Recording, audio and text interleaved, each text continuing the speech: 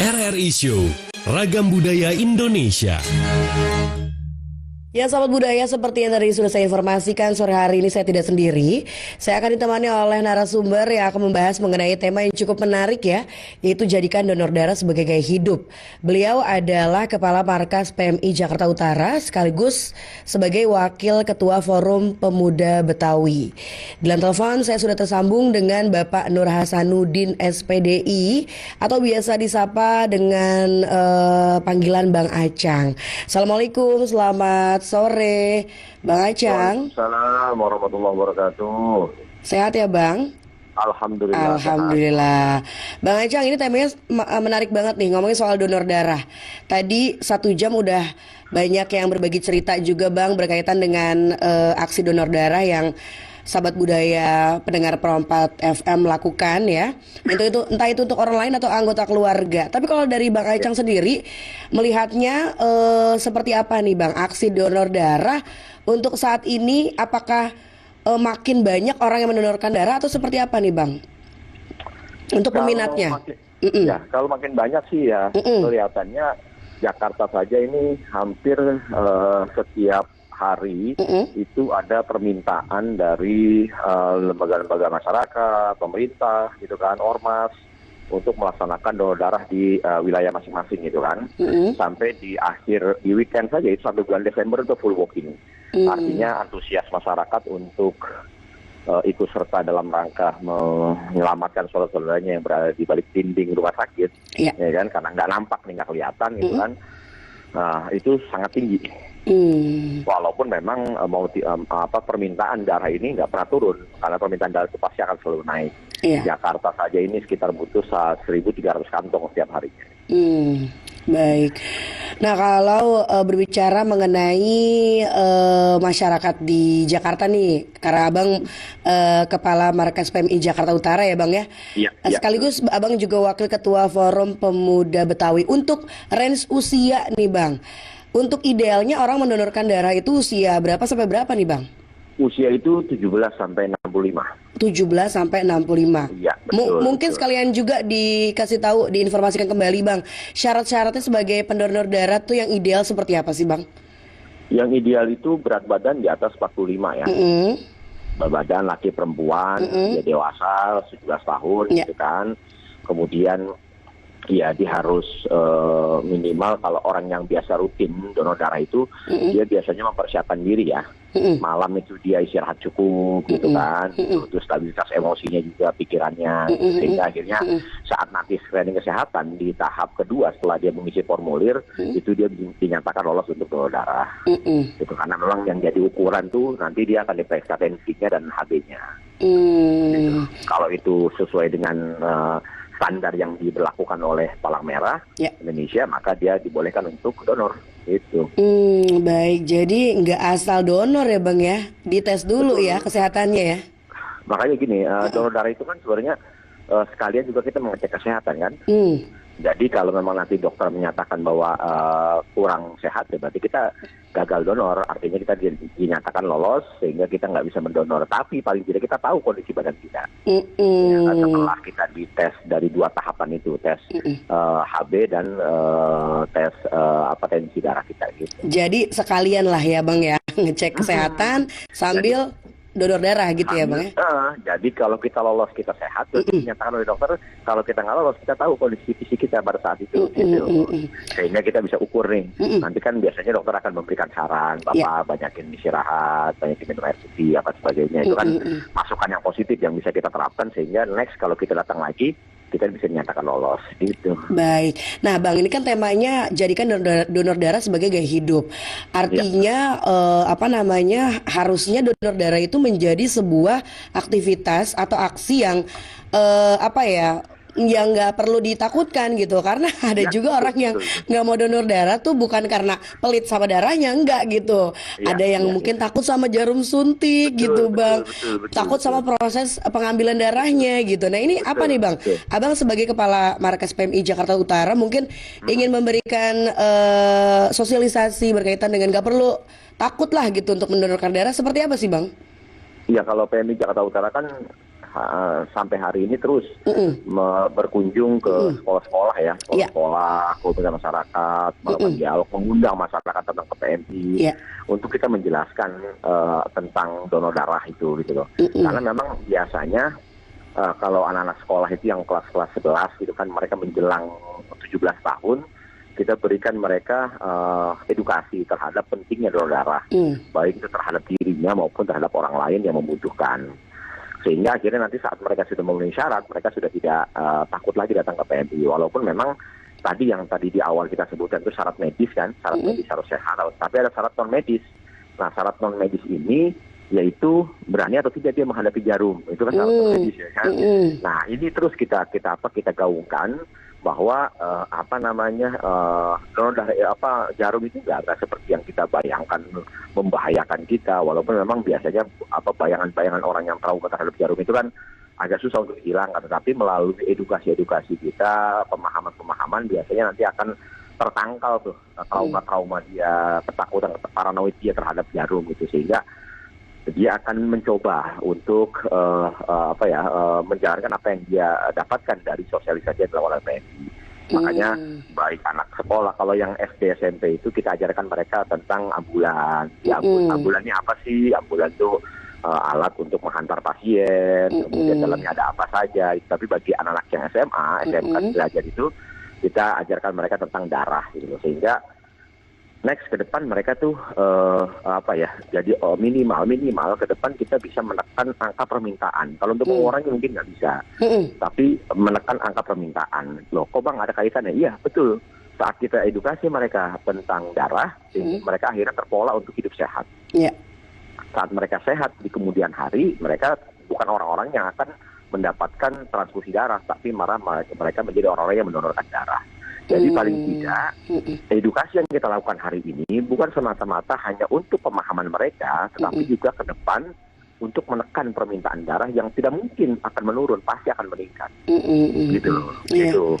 Baik, Bang Ajang, ini juga tadi saya sempat mengutip gitu ya, ada sebuah artikel yang mengatakan bahwa sebenarnya melakukan aksi donor darah bukan mata-mata melakukan pendonoran saja, tapi juga ada hal menarik yang bisa membentuk karakter seseorang. Jadi masyarakat diajak untuk sadar bahwa untuk saling membantu sesama itu nggak harus dengan cara materi ya Bang ya. Dengan setetes darah aja tuh udah bisa begitu ya Bang ya. Nah, ini yang luar biasanya, maksudnya sesuatu yang berharga loh, darah itu berharga buat kita. Jadi kalau kenapa kita masih hidup hari ini kan karena memang di dalam diri kita masih ada darah yang mengalir ya kan. Nah, kalau terhenti darah itu maka selesai hidup kita. Ini kan menjadi hal yang sangat penting dalam hidup kita. Ini kita berikan kepada orang lain. Itu yang pertama. Yang kedua, kenapa tadi saya bilang jadikan sebagai lifestyle ya, sebagai gaya hidup gitu. Karena pertama, orang yang donor darah itu biasanya dia akan melakukan pola hidup sehat tadi, dia istirahat cukup ya kan. Kemudian dia memperhatikan hal-hal yang menjadi 4 syarat terbebasnya darah dari 4 penyakit. Pertama, penyakit hepatitis B dan C, B ya, kedua hepatitis C, ketiga sifilis dan HIV. Artinya orang yang sudah berkali-kali donor berarti dia dinyatakan sehat dari virus-virus yang 4 tadi itu. Nah, karena biasanya ada orang pertama kali donor, misalnya ada orang pertama kali donor, kemudian darahnya diperiksa lab, ada kandungan virus di situ. Salah satu virus penyakit itu, ya kan? Maka biasanya PMI akan memanggil orang itu, dan ini sifatnya secret, sangat rahasia. Hanya orang itu dan tim inti yang akan memberikan komunikasi kepada dia. Dikasih informasi bahwa darah di dalam tubuh Anda ada virus, ya kan? Contoh misalnya hepatitis. Walaupun orang itu merasa bahwa badan saya sehat ya, karena virusnya masih sedikit. Nanti kalau virusnya sudah melebihi imun yang kita punya, biasanya kita akan kalah badan kita gitu. Karena mumpung masih sedikit, dianjurkan untuk berobat, ya kan? Kemudian selama dia belum memberikan surat keterangan sehat dari dokter, maka namanya dikunci. Oh baik. Next kalau dia mau donor, dia nggak akan pernah bisa gitu. Makanya tadi saya bilang orang yang berkali-kali donor darah, dia dipastikan terbebas dari 4 jenis penyakit ini. Nah, makanya kan ada istilah begini, siapapun orang tua yang punya anak gadis, ya kan, yang ingin dilamar oleh seseorang, maka pastikan orang ini rajin donor. Kenapa? Karena tadi, tak kala dia rajin donor, berarti dia terbebas dari yang namanya 4 penyakit itu. Terbebas dari virus hepatitis A, hepatitis B, hepatitis C, HIV, dan sejenis. Artinya dia orang baik, orang benar, dan sehat. Gitu loh istilahnya. Baik, berarti mitos yang beredar di luar sana berkaitan dengan donor darah tuh yang katanya donor darah bisa nularin penyakit tuh salah banget ya Bang ya? Salah, karena apa? Karena darah yang diambil dari masyarakat, ya kan, itu terlebih dahulu masuk ke lab. Di PMI itu memiliki alat-alat yang memang mampu mendeteksi berbagai macam penyakit. Jadi dipastikan darah yang keluar dari PMI DKI Jakarta, ya kan, yang ada di Jakarta ini itu adalah darah yang sudah dijamin kesehatannya. Artinya kita tidak main-main untuk masalah penyakit gitu kan, gitu. Nah, jangan sampai nanti tiba-tiba si pendonor punya penyakit spilis, contoh kan ada virusnya, kemudian di dalam berarti kan di dalam kantong darah itu ada virus kan, gitu. Kemudian kita langsung transfusikan ke pasien, itu sama aja memindahkan penyakit gitu loh. Makanya kemarin ada beberapa berita di media online itu PMI memusnahkan hampir 500 kantong darah gitu kan. Itu artinya apa? Emang kantong darah itu memiliki kandungan penyakit yang tidak layak untuk kita transfusikan darah itu kepada pasien yang membutuhkan. Tuh sahabat budaya, jadi kalau misalnya ada mitos berkaitan dengan donor darah, apalagi yang tadi ya Bang ya, takut karena nanti ketularan penyakit, salah banget tuh ya ternyata ya. Jadi darahnya nggak asal ya Bang ya, harus melewati tes dulu gitu. Yang ada penyakitnya maka kita musnahkan. Gitu. Ya kan? Tapi bagi yang memang sehat, melewati alat kita udah canggih banget itu. Udah canggih banget, dapat mendeteksi 4 jenis penyakit itu, gitu kan. Kalau 4 jenis penyakit virus itu tidak ada dalam kandungan darah itu, maka darah ini siap untuk kita distribusikan kepada yang membutuhkan di rumah sakit. Ya, baik. Bang Ecam, terakhir ada yang ingin disampaikan nggak Bang dengan tema sore hari ini nih? Mungkin untuk sahabat budaya yang masih takut untuk mendonorkan darahnya gitu ya, dengan berbagai macam alasan lah ya. Ini ada yang ingin disampaikan Bang mungkin untuk sahabat budaya seperti apa? Saya pikir pertama, bagi yang mereka takut terhadap jarum ya, pertama dicoba dulu, itu saran saya, dicoba dulu, ya kan, nggak ada salahnya kalau dicoba, ya kan, datang ke PMI, bisa kapan saja, karena memang untuk layanan donor darah ini 24 jam, baik itu yang mau mendonor maupun yang ingin mengajukan pengambilan darah, itu 24 jam. Jadi teman-teman bisa kapan saja datang ke PMI gitu. Nah, dicoba, artinya, tapi ingat, tadi yang saya bilang tadi istirahatnya cukup gitu kan, kemudian banyak minum air putih, sehingga akhirnya nanti kualitas darah kita itu nggak keruh, nggak kental, nggak terlalu kental gitu kan, gitu. Sehingga akhirnya kalau kita sudah mencoba, baru nanti kita bisa mengambil kesimpulan. Kebanyakan orang yang trauma terhadap jarum ya, yang mereka secara non medis takut secara jarum gitu, kemudian mereka mencoba itu malah ketagihan. Karena memang gini, yang tadi saya bilang, orang-orang yang sudah rutin setiap 61 hari sekali dia donor darah, gitu kan, maka biasanya dia akan mengatur pola hidupnya. Maka tadi saya bilang orang yang mau donor itu kan harus screening kesehatan dulu. Setelah dia tahap pertama dia mengisi formulir, kemudian tahap kedua dia akan diperiksa HB-nya, tahap ketiga dia akan diperiksa tensinya, ya kan, tahap keempat baru dia akan diambil darahnya kalau dinyatakan lolos. Nah, tensi dan HB ini kan harus butuh badan yang sehat. Ya kan? Nah, orang yang sukarela datang ke PMI biasanya dia akan atur tuh. Misalnya contoh, saya besok jadwal, maka malam ini dia harus cukup tidur. Ya kan? Dari sekarang dia harus banyak mengkonsumsi air putih. Sehingga nanti saat dia diperiksa HB-nya, saat diperiksa tensinya, itu sudah memenuhi syarat.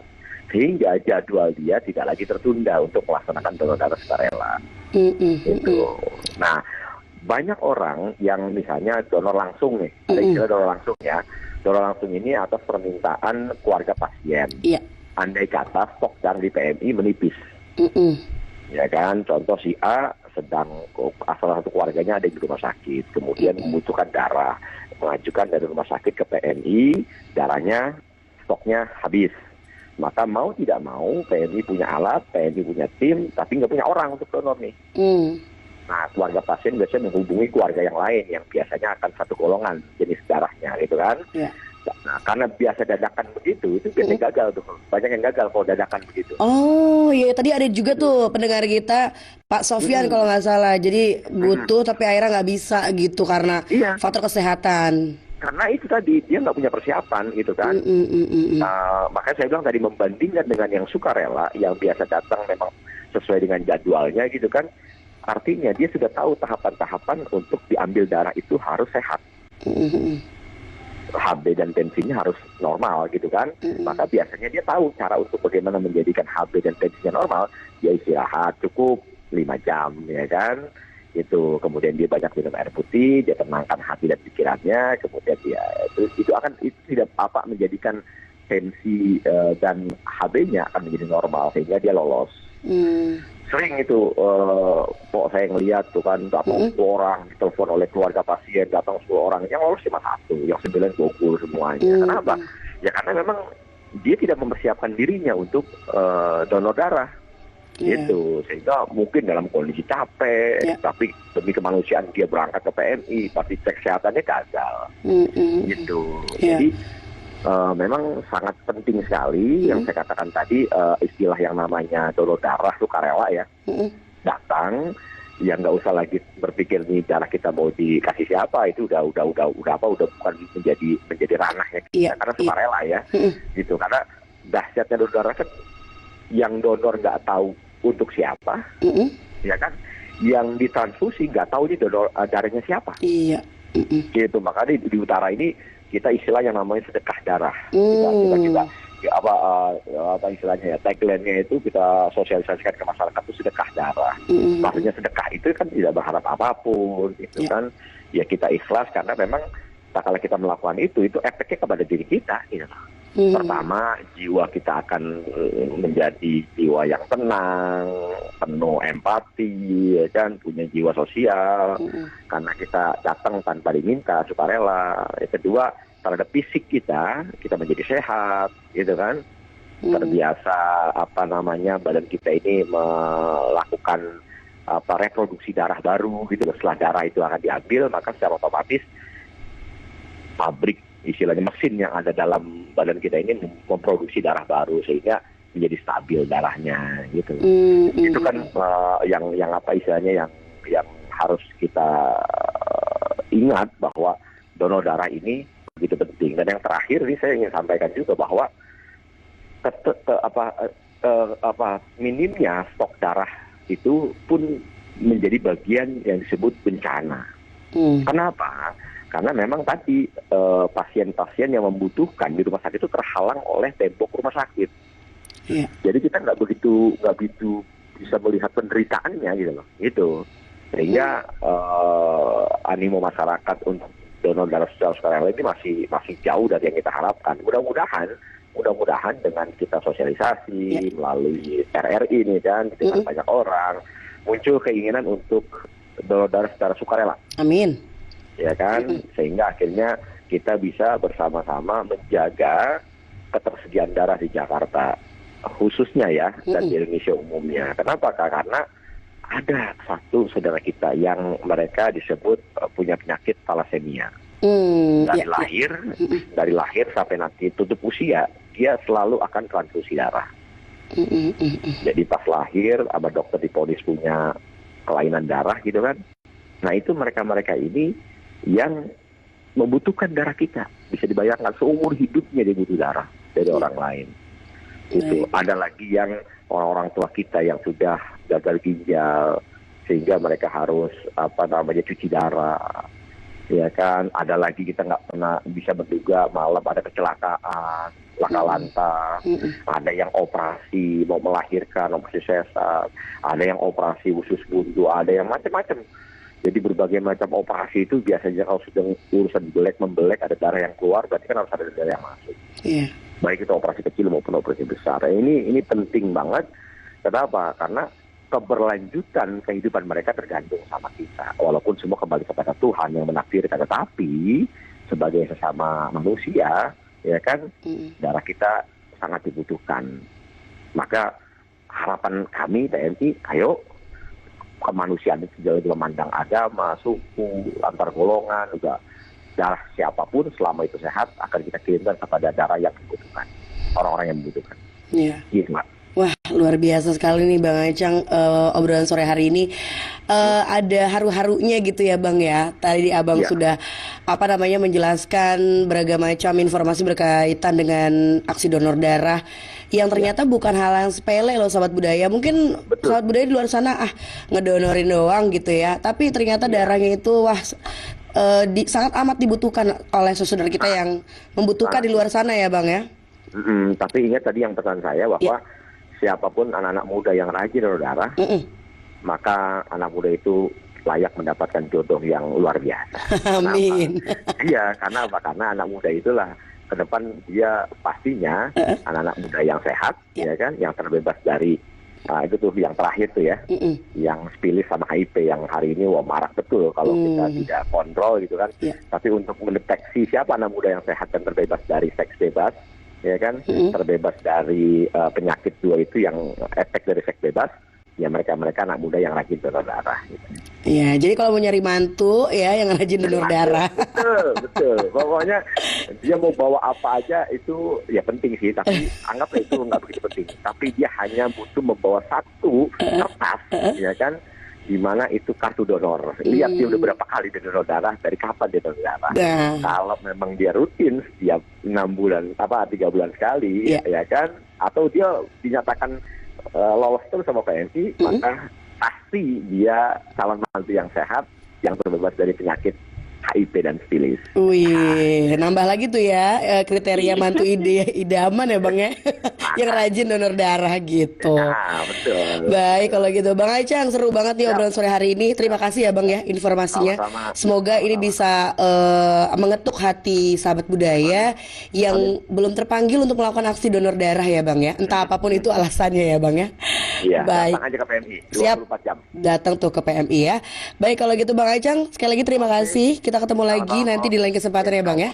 Salam sehat selalu, sukses selalu. Assalamualaikum. Waalaikumsalam warahmatullahi wabarakatuh.